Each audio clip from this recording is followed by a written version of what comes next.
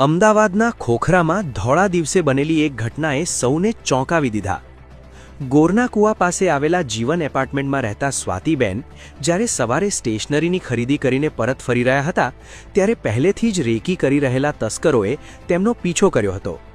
સ્વાતિબેન જેવા પાર્કિંગમાં પહોંચ્યા કે તરત જ એક શખ્સે તેમના ગળા પર ઝાપટ મારી સોનાનો દોરો તોડવાનો પ્રયાસ કર્યો। જો કે સ્વાતિબેને હિંમત હાર્યા વગર લૂંટારાનો જોરદાર પ્રતિકાર કર્યો અને બૂમાબૂમ કરી મૂકી। મહિલાની બહાદુરી જોઈ લૂંટારો ગભરાઈ ગયો, પરંતુ ઝપાઝપીમાં સોનાના દોરાનું પેન્ડલ લઈને ભાગવામાં સફળ રહ્યો। સ્વાતિબેને લૂંટારાનો પીછોગઢ કર્યો, પરંતુ તે બહાર બાઇક લઈને ઊભેલા પોતાના સાથીદારો સાથે ફરાર થઈ ગયો હતો।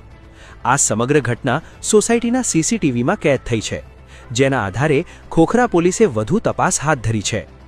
ધોળા દિવસે ભરચક વિસ્તારમાં થતી આવી લૂંટની ઘટનાઓ ક્યારે અટકશે? મહિલાઓની સુરક્ષા માટે લેવાયેલા પગલાં શું માત્ર કાગળ પર જ છે?